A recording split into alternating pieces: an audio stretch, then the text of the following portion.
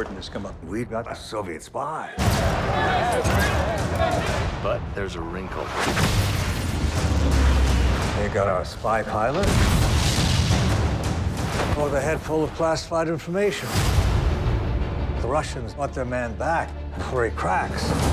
We want you to negotiate the swap. Talk a little bit about what a production designer does. Well, a production designer is the person on the film who works with the director and is sort of responsible for the physical look of the movie, with everything except for the clothes.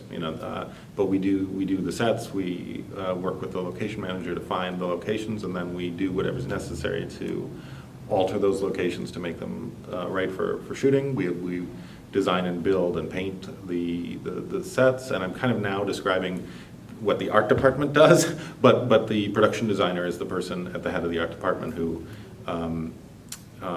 speaks with the director and works through what the look should be, and then turns around to the entire art department and works with them to make all of that happen. So sets, locations, props, set dressing, everything you see basically. What is the biggest misconception people have about what you do? I think that people don't realize just how much it's about organization. People think that it's sort of drawing or dreaming stuff up, and that part of it exists and is really fun and wonderful. But there's this huge part of it that is working with the big machine that is a film shooting crew and figuring out how they move through all these disparate locations and manage to make it all work and find stuff that looks right for the film but is also achievable from a budget point of view and from a physical space and time point of view. When you're dealing with a house that's in a certain section of Brooklyn and then you've got to get across town to a diner or wherever you're going next, you end up doing a lot of logistical work, both with money but also with space and time to kind of make that happen. And I don't think people quite realize that Excel is such a big part of it. How soon are you on a movie, and when do you leave? Well, I'll start with the end of that. I leave usually with the wrap of principal photography, and then be involved just very slightly as visual effects are coming together and stuff like that, just to sort of help out and point people towards the research that we use to come up with stuff to begin with. But my day-to-day involvement really finishes with principal. When I come aboard, it varies depending on the size of the film, but I'll usually come aboard in a lightweight way or a kind of an unofficial way early to before the project's greenlit, generally, to try to help build the budget for the movie, because the art department budget is a significant chunk of the movie, but it's also one where there's a lot of question marks. It's hard to do an out-of-the-box assessment of it. You need to kind of break it down and say, what are we looking at here? What are the locations? What are the sets? Where can we legitimately do this? And you try to quickly work through those questions to inform the basic building block structure of the budget of the movie. So I do that, and then I'll come back aboard early in prep, with just a location manager and a line producer generally, and start building out the locations for the film. What is the collaboration process like with a director? Well, it's different director to director, but it's a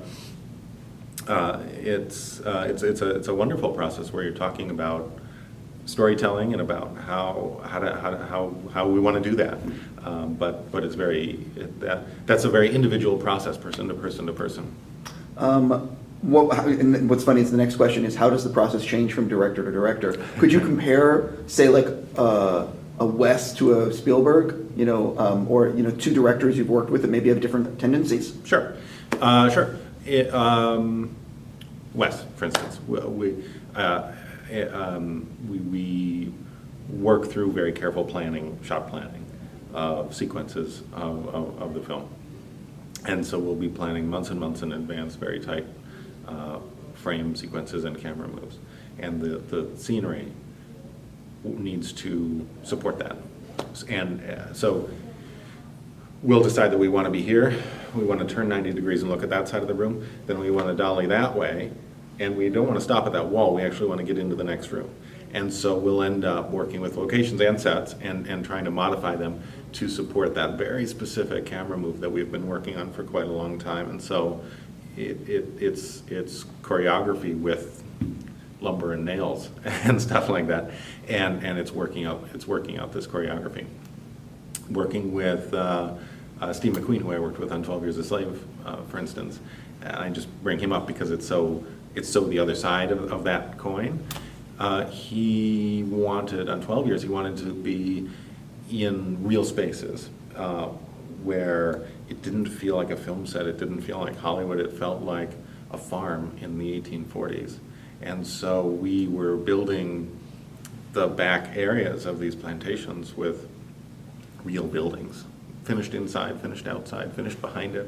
We didn't know exactly where he was going to be looking. He wanted to go with his actors to real places and find the truth of the story and find the experience between the actors. And he wanted the space to support him in doing that, not to be built for a specific shot that he had planned out. And so it's really interesting. It's two polar opposite ways of getting to the same endpoint. And what's funny is both phenomenal movies. Yeah. Are there other, and you sort of answered this, but are there other film departments that you have to collaborate with? All of them. Yeah, all of them. Absolutely all of them. Yeah, so the collaboration, those early discussions that we were just talking about with the director very quickly incorporate the cinematographer. And so when we're building sets and we're looking at locations, light is a totally critical part of that discussion. And I have found really wonderful looking locations that were unlightable. And so you need to be working as a team, and it needs to be just a very intimate collaboration to be saying, how are we going to light this? Because if we can't light it, then we can't see it, and then it's not in the movie. And then it rolls into every other department too. We work closely with the costume department to try to make sure everything's working together and that the colors are of a piece without matching and and disappearing into one another, which is a very delicate process to do. But we work with departments that you wouldn't expect. I'm always working with the sound department to try to figure out how are we going to deal with this location that we love, but it's a very difficult sound situation, and so we'll say, well, we're going to build it as a set, but we're going to make removable panels in the ceiling so we can slide the microphones through. Or a movie that I art directed, I didn't design, but I was on the Darjeeling Limited and worked very closely with the sound department to try to soundproof that train as much as we possibly could. And we ended up ripping it apart and laying fiberglass and laying this thick, gross rubber membrane on the floor, and having an isolated sound floor like you would have in a recording studio. And the only purpose for which was to try to deaden the sound so that we could actually record sound on a moving train. I didn't know that about that, and that's crazy. Yeah, but it's how you do it. It is an absolute collaboration between all of these departments. Otherwise, it just won't work. What is the hardest part of your job and the most rewarding? Well, I'm going to go back to what I said at the very beginning, that this is much more about organization and management than you would expect, and in a way it gets very difficult to try to wrangle this giant machine, and you're going, oh my God, well, we're here and I love this location, but I got to find a bar or a diner it's got to be within walking distance because we're not moving the trucks to get there, and so it's a huge challenge to try to maintain the look that you're going for with these significant and ever-changing restrictions that are sort of put on you.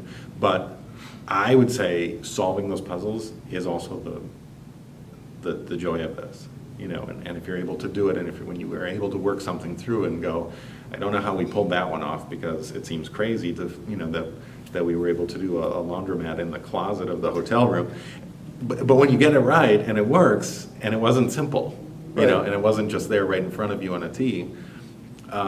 That's awfully satisfying. When did you decide you wanted to be a production designer? Well, that's a slightly tricky one for me, because I came into this from theater and opera design, and I was living in New York, and I was working in those two industries, and things were going great, and I didn't think that being a production designer was a possibility. I hadn't worked in film, but I was working as a designer, and it was wonderful. And then I kind of met some very special people who helped me transition over to making movies, and I was doing it for working as an art director for a while, and really enjoying it, and realized that I liked working in film quite a lot, and suddenly that's what I was doing all the time, and it had become full time. It had become what I was doing, and then it was a transition from there to say, okay, but I was a set designer, and I'd like to go back to being a set designer, but in this new medium. So it was a challenge to do that. What did you have to do to train for the job? Well, a lot of different stuff. I mean, people come into being a production designer from all different backgrounds. People come from being painters, people come from film school, people come from architecture. There's a lot of architects who come in and do this, and there's some people who come in the way that I did, from a design background, but in a related field. So I had all the training that I got for set design, which is again a different medium, but it's the same questions. You're starting with a script and having to eventually translate that script out to an experience that this room full of people are watching and experiencing. You use different tools to get there. So there was that sort of design training. Then there was training in the industry. When I started art directing, learning very quickly just how a film set works and how a film gets made, and the differences between a live audience and a camera are pretty significant. And so just learning the tools of the trade happened while I was art directing, and I learned on the job. So you didn't go to film school for this? I did not go to film school for this. How did you break into the industry? What was that secret? What was that thing? Well, in my first job in the business, I had called a friend of mine from school who had made this transition over a little earlier than I did, and her name is Sutra Larlarb, and she designs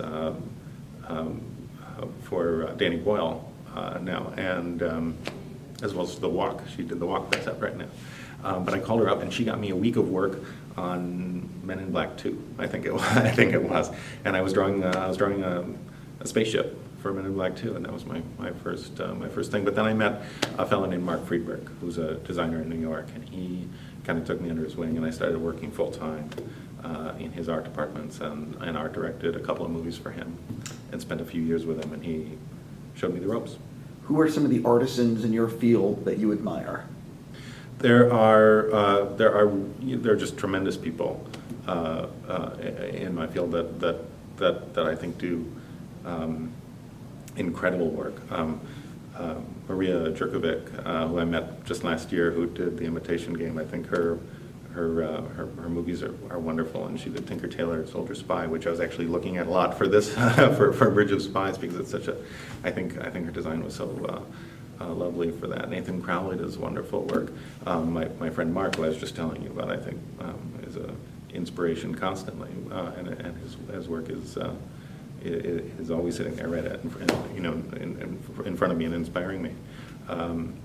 Jesse Gonchar does incredible work that I admire every single film that I see, and on and on and on. They're amazing artists working in this business. How has your process changed over the course of your career? Well, my process has changed a lot because I have been shifting what I do, and so I started out when I came into working in film. I was drawing and I was drafting, and that was what I did, and that's the skill that I had and that I was using, and doing what I do now. That's kind of fallen away, and I don't get a lot of time to draw anymore. And as I was saying, it's a great deal more about planning and management and budgeting, and so it's a whole different skill set has evolved. What's the best advice you ever got about being a production designer? Boy, oh boy, oh boy. What would that be? You know, I can't sum it up in a pithy sort of one sentence great bit of advice, but my friend Mark, who I worked for several years, I had this incredible opportunity to work with him and watch his entire process over the course of several years, and to see how he broke a project apart into component pieces and then started solving the individual pieces and focusing on what was really critically important and trying to hold on to it and not lose it in the madness and the thousand little things that come up on a day-to-day basis.